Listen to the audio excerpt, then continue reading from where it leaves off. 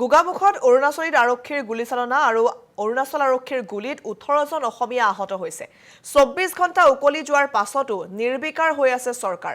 24 ঘণ্টাৰ পাছতো গ্ৰেপ্তাৰ নহল গুলীচালনা কৰা আৰক্ষী জোৱান। গোগামুখৰ মিংমাং বদতিত সংঘটিত এই ঘটনাক লৈ এতিয়াও উত্তেজনা বিৰাজ কৰি আছে। 24 ঘণ্টা উকলি যোৱাৰ পাছতো ঘটনাৰ বুজ ল'বলৈ যোৱা নাই অসম চৰকাৰৰ কোনো এজন মন্ত্ৰী। কাণসাৰ নাই সীমান্ত সুৰক্ষা উন্নয়ন মন্ত্ৰী অতুল বৰাৰ। ইমান এটা ভয়ংকৰ ঘটনাৰ পাছত লগে লগে ঘটনাস্থলীত উপস্থিত হ'ব লাগিছিল সীমান্ত সুৰক্ষা মন্ত্ৰী। এই ঘটনাত অসম চৰকাৰে গুৰুত্ব নিদিয়াৰ অভিযোগ উঠিছে। দেখা মাত্ৰকে গুলী চলোৱাৰ নিৰ্দেশ দিছিল মন্ত্ৰী জয়ন্ত মল্ল বৰুৱাই, কিন্তু ফুটুকাৰ ফেনত পৰিণত হ'ল মন্ত্ৰীৰ সেই কঠোৰ নিৰ্দেশ। 18জন লোক আহত হোৱাৰ পাছতো ঘটনাস্থলীত উপস্থিত নহল মন্ত্ৰী জয়ন্ত মল্ল বৰুৱা। কিয় কি পৰিস্থিতিত অৰুণাচল আৰক্ষীয়ে এইদৰে গুলী কৰিছিল? অসমৰ কিমান ভূমি অৰুণাচলৰ বেদখলত আছে? বৰ্তমানেও চৰকাৰ প্ৰশাসনে ৰাজহুৱা কৰা নাই এই তথ্য। পূৰ্বেও সীমা বিবাদৰ বাবে এই অঞ্চলত নিহত হৈছিল 2জনকৈ লোক, কিন্তু ইয়াৰ পাছতো বিষয়টো সমাধানৰ বাবে অসম চৰকাৰে গুৰুত্ব নিদিয়াৰ অভিযোগ উঠিছে। আৰু বাৰে বাৰে অৰুণাচলে অসমৰ ভূমি দখল কৰিছে, ঘৰ দুৱাৰ নিৰ্মাণ কৰিছে আৰু অসমৰ লোকসকলক বিভিন্ন ধৰণে ভয় ভাবুকি প্ৰদান কৰি আহিছে। মাৰপিট কৰিছে, কেতিয়াবা আক্ৰমণ কৰিছে আৰু এইবাৰ ভয়ংকৰ এই ঘটনাত কেইবাজনো অসমীয়া লোক আহত হ'বলগীয়া হৈছে। 18জনকৈ লোক, পূৰ্বতে 11জন বুলি কোৱা হৈছিল, কিন্তু 18জন লোক আহত হৈছে আৰু সেই আটাইকেইজন লোকৰে কম বেছি পৰিমাণে তেওঁলোক আঘাতপ্ৰাপ্ত হৈছে। কাৰোবাৰ ভৰিত গুলী লাগিছে, কাৰোবাৰ হাতত গুলী লাগিছে আৰু সেই গুলীয়াগুলীৰ ঘটনাৰ 24 ঘণ্টা পাৰ হৈ গ'ল, কিন্তু কোনো এজন মন্ত্ৰী সেই ঠাইলৈ এতিয়ালৈকে যোৱা নাই।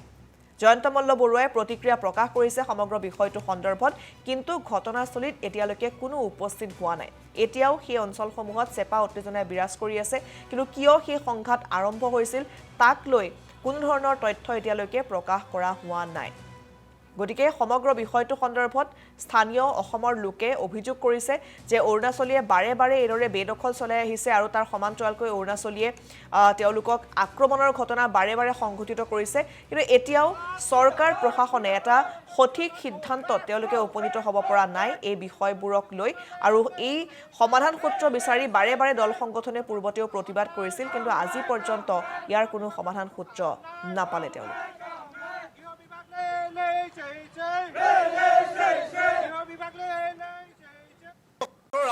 আজিৰ পৰা 2 বছৰ আগত একে ঠাইতে অৰুণাচলৰ গুলীবিদ্ধ কৰি আমাৰ 2জন অসমীয়াক হত্যা কৰিছে। আকৌ পৰৱৰ্তী আজি আকৌ পুনৰ একে তাত ঘটনা ঘটিছে। তাত 11জন লোকক তেওঁলোকে গুলীবিদ্ধ কৰিছে। তাৰ 4জন বৰ্তমান একেবাৰে সংকটজনক অৱস্থাত ডিব্ৰুগড় চিকিৎসালয়ত তেখেতলোক আছে আৰু 7জন বৰ্তমানে গুলীবিদ্ধ হৈ আমাৰ ধেমাজি অসমৰ চিকিৎসালয়ত আছে। গতিকে আমি ইয়াৰ পৰা এটা কথাই জনাব বিচাৰিছোঁ, অসম চৰকাৰ তথা আমাৰ অৰুণাচল চৰকাৰক এটা কথাই জনাব বিচাৰিছোঁ, আমাক যিটো অসম অৰুণাচলৰ যিটো সীমা বিবাদ, এইটো দীৰ্ঘদিনীয়া সীমা বিবাদ, আমি বাৰে বাৰে কৈ আহিছোঁ এই সীমা বিবাদৰ নিষ্পত্তিকৰণ আমাক লাগে।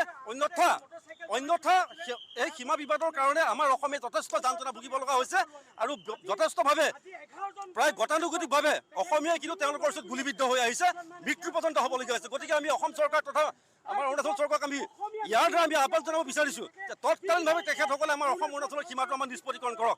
অন্যথা কিন্তু এনেকুৱা অনুৰূপ ঘটনা বাৰে বাৰে ঘটি আছে, আমি আৰু ক্ষান্ত থাকিব নোৱাৰোঁ। আমি এটা কথা স্পষ্ট কৰি দিছোঁ, যদিহে অতি শীঘ্ৰে যদি ইয়াৰ সমাধান নকৰে তেনেহ'লে আমাৰ অসমত থকা সম্পূৰ্ণ ৰাস্তা আমি অৱৰোধ কৰিম।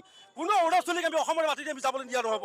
ইয়াৰ যদি আমাৰ উচিত যদি আমি বিচাৰ নাপাওঁ, অনতিপলমে যদি আমি উচিত ইয়াৰ বিচাৰ নাপাওঁ, আমি অৰুণাচল চৰকাৰক আমি জনাব বিচাৰিছোঁ যে আপোনালোকৰ সম্পূৰ্ণ যাতায়াত ব্যৱস্থা আমি অসমৰ মাজতে আমি হ'ব নিদিওঁ, আমি স্তব্ধ ৰাখিম অৰুণাচল। আপোনালোকে জানে পাণবাৰীত 2জনকৈ অসমীয়া যি খিলঞ্জীয়া ব্যক্তিক গুলীয়াই মাৰিলে, তাৰপিছতো কিন্তু অসম চৰকাৰে নিৰ্লজ্জভাৱে সেইসকল ব্যক্তিৰ ওপৰত কোনো ধৰণৰ ব্যৱস্থা গ্ৰহণ নকৰিলে। সেই সময়ত আমি বাৰম্বাৰ দাবী উত্থাপন কৰিছিলোঁ যে সেইসকল ব্যক্তি শীঘ্ৰে গ্ৰেপ্তাৰ কৰিব লাগে আৰু অসম অৰুণাচলৰ যি সীমা সমস্যা স্থায়ী সমাধান লাগে। যেতিয়া প্ৰশাসনে তেওঁলোকে আশ্বাস প্ৰদানৰ পিছত আশ্বাস প্ৰদান কৰিছিলে আৰু আমি আশা কৰিছিলোঁ যে সেই অসম অৰুণাচলৰ সীমা সমস্যা স্থায়ী সমাধান হ'ব, কিন্তু আজি যেতিয়া এই অসম অৰুণাচলৰ যি সীমা, সেই সীমাত এসপ্তাহৰ পূৰ্বে কিন্তু সেই আমাৰ গঞা মটৰচাইকেল স্কুটি নি তেওঁলোকে ৰাজপথত জ্বলাই দিলে।